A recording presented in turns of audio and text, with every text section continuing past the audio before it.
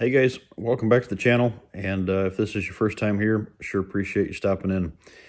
Hey guys, this morning over coffee, you're probably seeing this on probably the Thanksgiving Eve, if you will, something like that. Getting a bunch of rain and kind of some nasty weather here the week heading into the holiday season. So first and foremost, excuse me, I want to wish everybody a happy holidays, a happy Thanksgiving, and leading into the Christmas holidays. Be sure everybody's safe on the roads and spend some great time with family and friends. And if you're in the woods, kind of leading into this video here, if you're in the woods, enjoy it. This season is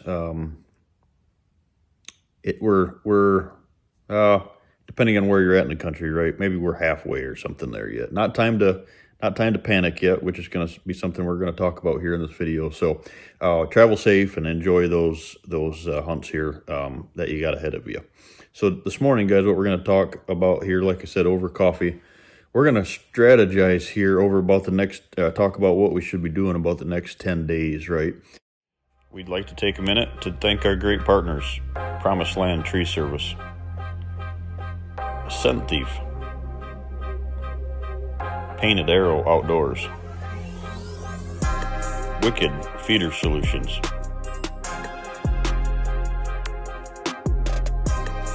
Bluebird Drones,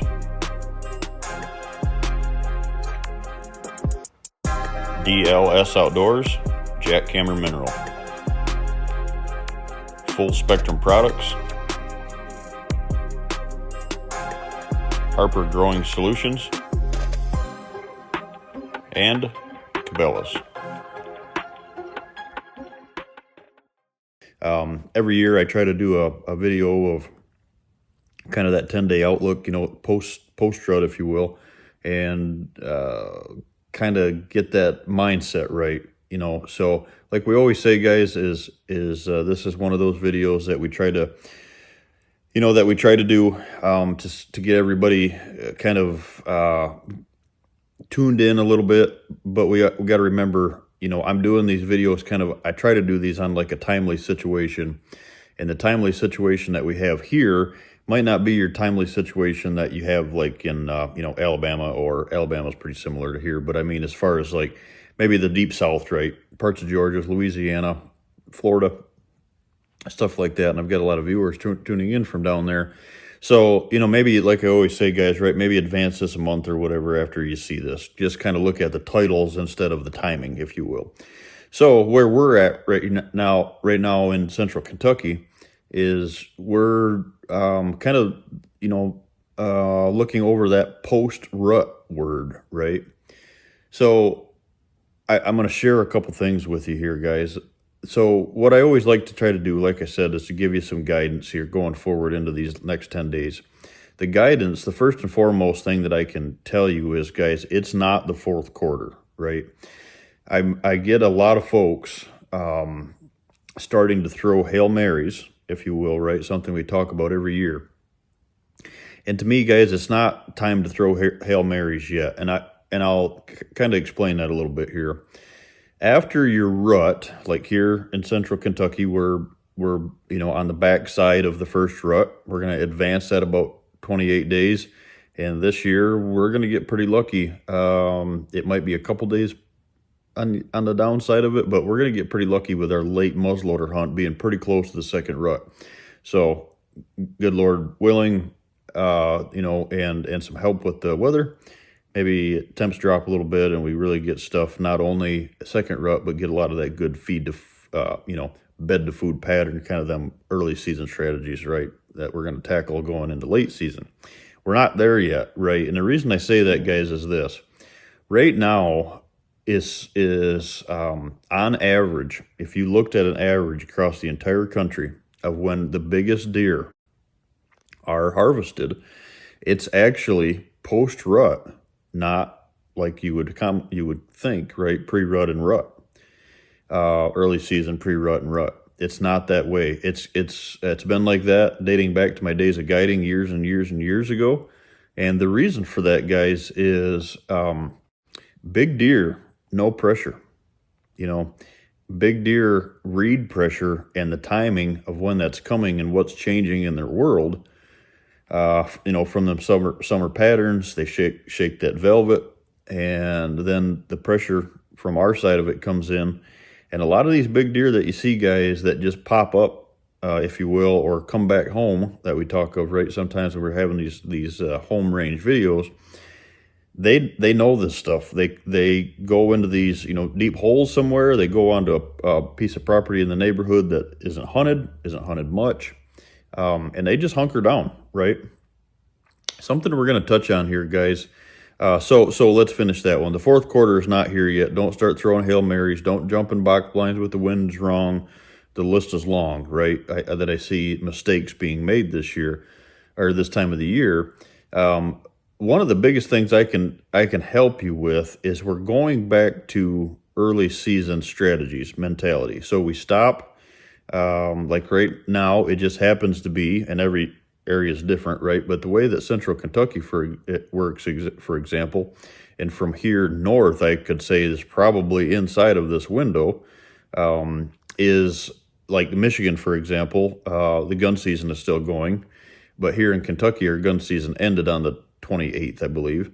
And what that does, right, it's right at the end of the first rut, right, the major portion of that rut. And what happens is, all of a sudden, it doesn't take long, right? I encourage you to do this in the evenings or the mornings. Just be quiet, right? Walk out on your front porch on a Sunday morning, drinking some coffee, and just listen. It's a totally different landscape out there, right? So they know that. They hear that. They know that pressure. There's not a truck parked in every parking lot and on state and public ground, and not every every driveway entrance doesn't have a truck parked in it that people are walking across fields in the morning. Like I said, the list is long, right? So they start getting comfortable again, if you will. And when they get comfortable, especially the older they are, their stomach is going to get them in trouble. We're all guilty of that, right? The older that we get, I know I've got to watch it. So really use that to your advantage this time of the year, right? Now, if you're lucky enough to have a situation where you've got a later gun season coming up, that's why I think a lot of these just, raw numbers, if you will, around the country show that there's some giant deer killed this time of the year, because, I'm kind of torn on that, to be honest with you. I'm kind of torn on the fact that, hey, do you have if the world was perfect, right? And if we had if we made the laws, would you make the gun season on a rut, or would you make the gun season post-rut? I think I would still make it post-rut, but there's a lot of big deer that get themselves in trouble during a gun season that's post-rut. I think the pros of that is, right, Ohio is one, Kansas is another. Got some great deer in those areas, right? And some great deer and some good management strategies there. But it's a shorter gun season. It's not, a month long like Michigan's is, let's say, right? Darn near a month long, or something like that. Followed up by it's not even a muzzleloader season anymore. We won't go down that rant hole, but go followed right back to back with a couple of gun seasons. And guys, these deer live and die by their stomach. It's such a piece of the puzzle. So, something to watch for, right? Stop the AM hunts, let them relax. The faster you can get them to relax, you're not only helping the herd health, you're also helping them on a strategic move by going back in and letting them relax and start coming back to those food sources, hopefully. Food plots, because the oaks are kind of picked over, feeders have been pressured. Your plots hopefully have enough tonnage left in them.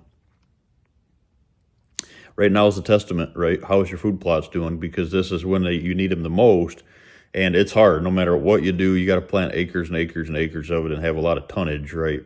To get to this time of the year to have that power, that draw power.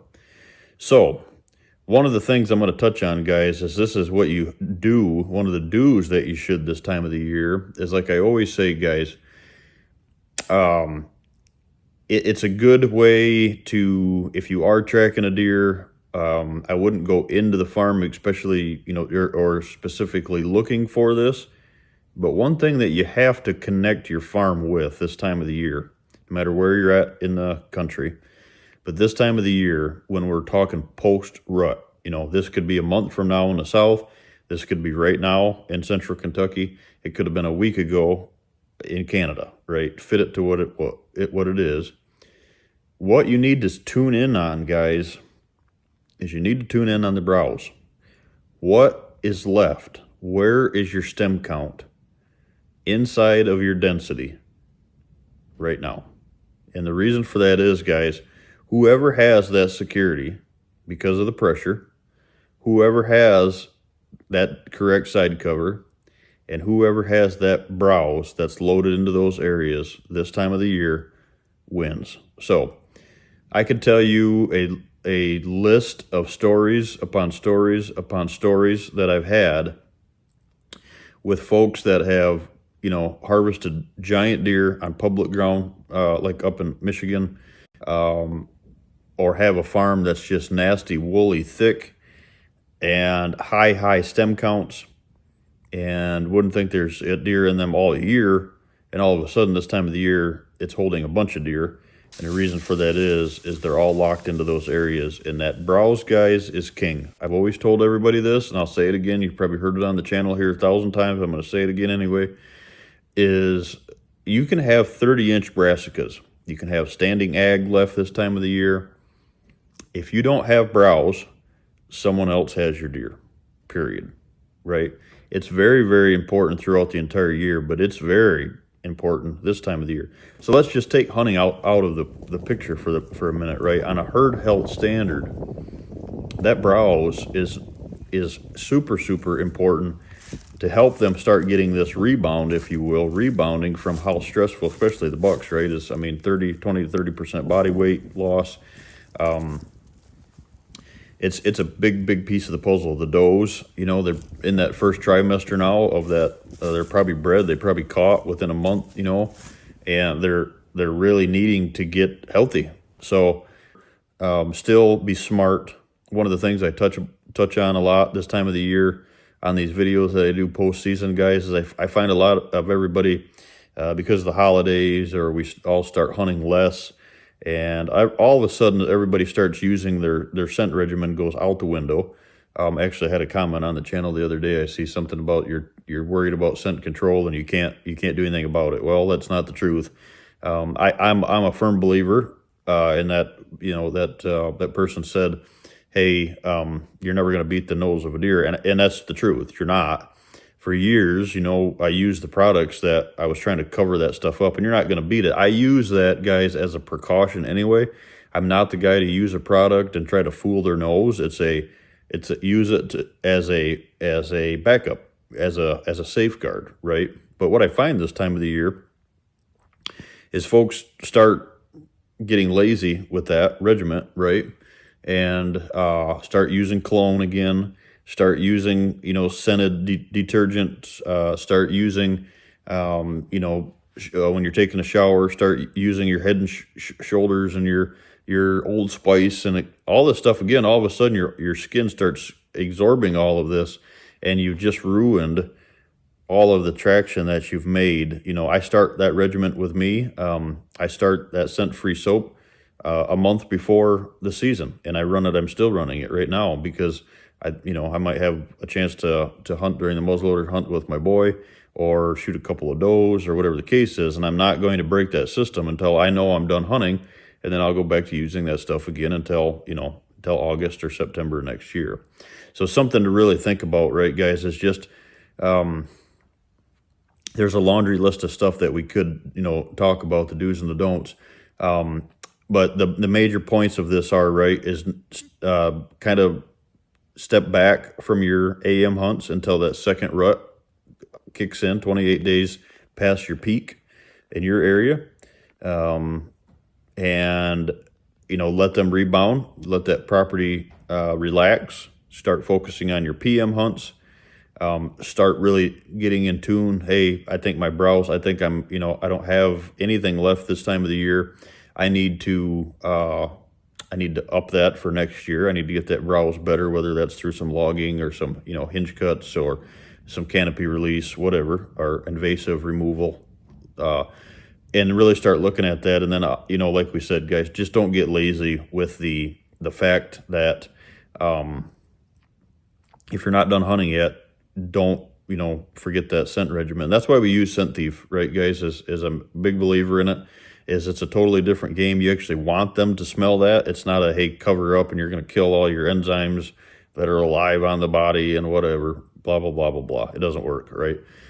So Scent Thief, though, is a totally different product. You want them to smell it. It shuts down that epithelium in that nose and to that, from their nose to their brain, and you actually want them to smell it. So that's why we use it all year long. And this time of the year, if you do get a little lazy on that, scent regimen, then that could be your saver. Still, it's not gonna, be 100%, but boy, it's a lot better than a lot of people think, right? It's a great way. We use those wafers in the front of the windows of the blinds. We use the wafers on the downwind side of us when we're hunting out of a tree. We're using the field spray, spraying down about every 45 minutes in a stand, stuff like that, right? So just don't get lazy on that, guys. Really start honing in on these next 10 days about your strategy. Move closer out to those food sources and start really go back. This is a great time of the year. Maybe we got some time off here, the holidays, and you've got some couch time, if you will, some coffee time, and really start going back and looking.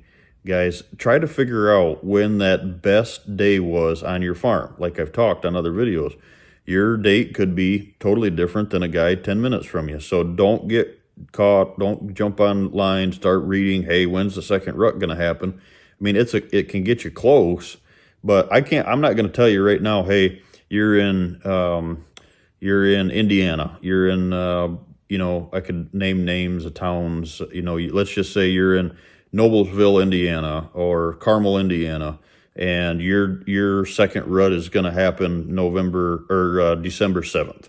I don't know that right now. That's probably close, but I don't know that per farm. You better figure out what your does are doing, because if I just said that and I said, yep, all the stuff in the north, well, we're originally from that Reed City, Big Rapids, Michigan area, right? Well, it couldn't happen. Well, the reason for that is your herd is different. Is it close? Yes, but it's not specific, right? If you're talking about 3 days, 4 days, each side of that, you could be outside the window if you're just believing, let's just call it nonsense that's out there that you can just, people spew, if you will, all over the internet. So the honest truth is you need to sit down, you need to study them trail cameras, and you need to figure out when your farm, with no other, inputs, you need to figure out when your farm was peaking, whether you're in Alabama or you're in Michigan. You need to figure out where that farm is peaking, when it peaked, advance it 28 days, and be ready for the second rut if you still have a tag to use. And you will be shocked on how close you are, and your strategies then can go back to AM, PM, kind of a rut mode, if you will, if the weather's good.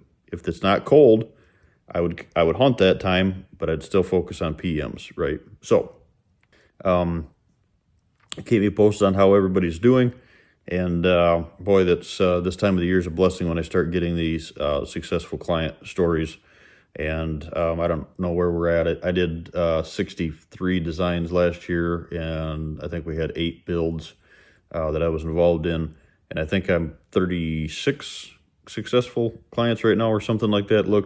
Which is kind of on track. And this time of the year is when they start piling in. So I think we'll probably be. We usually run about that 80%.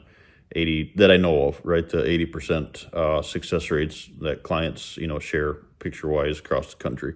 So be sure to tie that, tie them stories and to them pictures, and let me know what's going on out there, guys. And even if you're viewers of the channel, and not clients yet, but let me know how things are going. And happy holidays, guys. Thanks.